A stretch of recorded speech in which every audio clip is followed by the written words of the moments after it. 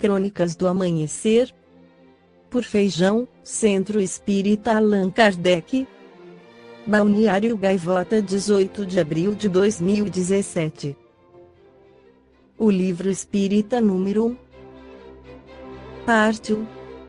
Meu pensamento viaja no tempo a 18 de abril de 1857, no lançamento de O Livro dos Espíritos, pedra angular da doutrina dos Espíritos.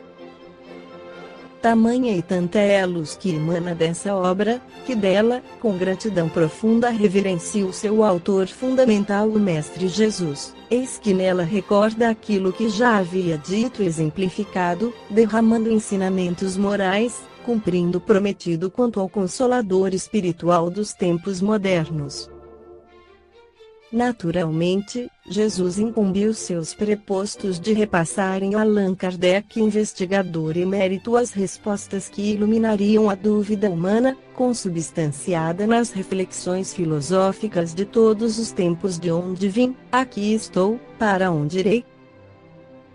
A essas três perguntas fundamentais da existência humana, bem como a centenas de outras, o Livro dos Espíritos responde, com lógica irretorquível. É por isso que afirmo com a máxima convicção: o Livro dos Espíritos é o livro espírita número 1. Diante dessa maravilha que é o Livro dos Espíritos, precisamos lembrar o que está escrito no livro Nas Fronteiras do Além, de Hermínio C. Miranda, que diz: o que acontece é que a doutrina codificada não responde a todas as nossas indagações, e nem as de Kardec foram todas resolvidas nos seus mínimos pormenores e implicações. O Livro dos Espíritos é um repositório de princípios fundamentais, de onde emergem inúmeras tomadas para outras tantas especulações, conquistas e realizações. Nele estão os germes de todas as grandes ideias que a humanidade sonhou pelos tempos afora, mas os espíritos não realizam por nós o nosso trabalho. Em nenhum outro cometimento humano vê-se tão claramente os sinais de uma inteligente, consciente e pré-estabelecida coordenação de esforços entre as duas faces da vida encarnada e a desencarnada. Tudo parece assim foi meticulosamente planejado e escrupulosamente executado. A época era aquela mesma, como também o meio ambiente e os métodos empregados. Para a carne vieram os espíritos incumbidos das tarefas iniciais e das que se seguiram, tudo no tempo e no lugar certos. Igualmente devem ter sido levadas em conta a fragilidade e as imperfeições meramente humanas, pois que também alternativas teriam sido planejadas com extremo cuidado. Há soluções opcionais para eventuais falhas, porque o trabalho era importante demais para ficar ao sabor das imperfeições humanas e apoiado apenas em 2 ou 3 seres, por maiores que fossem.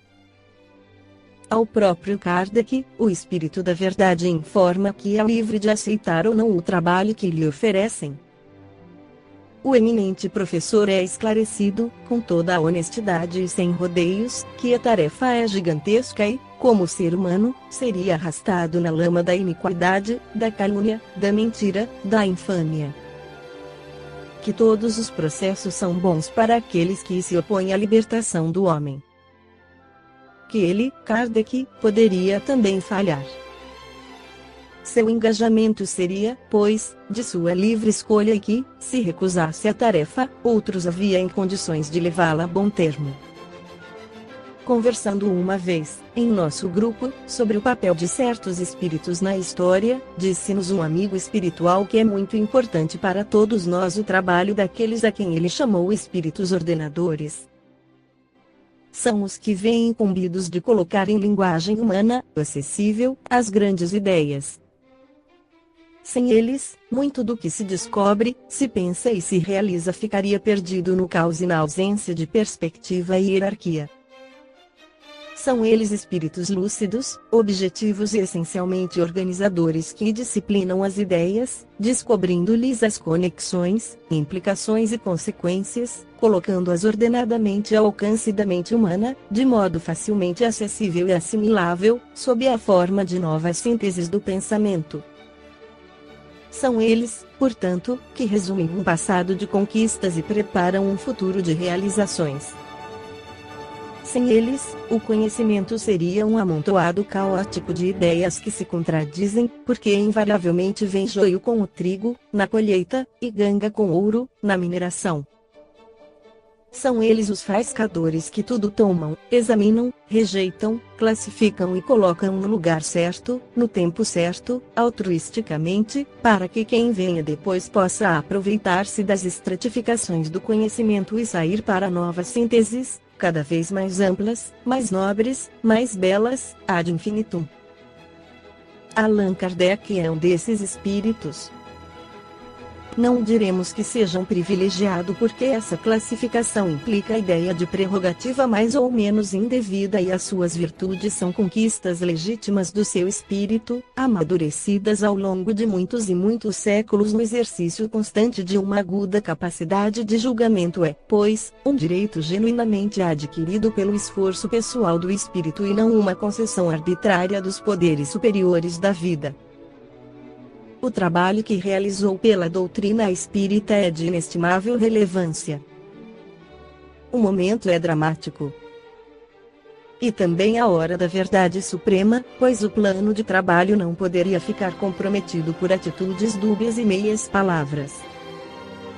Aquilo que poderia parecer rudeza de tratamento é apenas ditado pela seriedade do trabalho que se tinha a realizar no plano humano. Kardec aceitou a tarefa e arrostou, com a bravura que lhe conhecemos, a dureza das aflições que sobre ele desabaram, como estava previsto. Tudo lhe aconteceu, como o anunciado, os amigos espirituais seriam incapazes de glamourizar a sua colaboração e minimizar as dificuldades apenas para induzi-lo a aceitar a incumbência. Por outro lado, se ele era, entre os homens, o chefe do movimento, pois alguém tinha que o liderar, compreendeu logo que não era o dono da doutrina e jamais desejou sê-lo. Quando lhe comunicam que foi escolhido para esse trabalho gigantesco, sente com toda a nitidez e humildade a grandiosidade da tarefa que lhe oferecem e declara que de simples adepto e estudioso a missionário-chefe vai uma distância considerável, diante da qual ele medita, não propriamente temeroso, mas preocupado, dado que era homem de profundo senso de responsabilidade.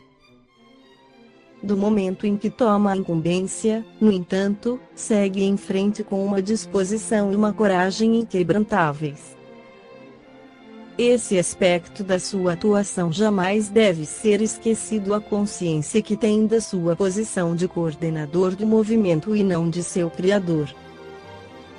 Não deseja que a doutrina nascente seja ligada ao seu nome.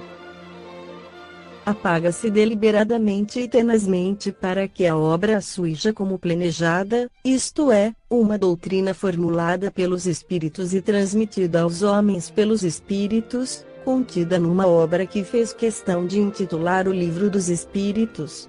Por outro lado, não é intenção dos mensageiros espirituais ao que parece ditar um trabalho pronto e acabado, como um flash divino, de cima para baixo. Deixam a Kardec a iniciativa de elaborar as perguntas e conceber não a essência do trabalho, mas o plano geral da sua apresentação aos homens. A obra não deve ser um monólogo em que seres superiores pontificam eruditamente sobre os grandes problemas do ser e da vida, é um diálogo no qual o homem encarnado busca aprender com irmãos mais experimentados novas dimensões da verdade. E preciso, pois, que as questões e as dúvidas sejam levantadas do ponto de vista humano, para que o mundo espiritual as esclareça na linguagem simples da palestra, dentro do que hoje se chamaria o contexto da psicologia específica do ser encarnado. Por isso, Kardec não se julga o criador da doutrina, mas é infinitamente mais do que um mero copista ou um simples colecionador de pensamentos alheios. Deseja pagar-se individualmente para que a obra sobreleve as contingências humanas como fez o apóstolo Paulo, há 2000 anos. Por tudo isso é dever do espírita impedir que o Livro dos Espíritos esteja no rol consumista dos artigos descartáveis ou ultrapassados. e estará, se for editado, distribuído ou comprado e lido tudo às pressas, sem promover reflexões que esclareçam a causa dos sofrimentos, pela lei divina de ação e reação. B. Convenção plenamente que Deus é justo, daí originando fé inabalável no futuro. C. Aqueçam e iluminem a alma, despertando para o amor ao próximo. D. Enfim, induzam a reforma íntima. Esta foi a crônica do amanhecer de 18 de abril, por Feijão.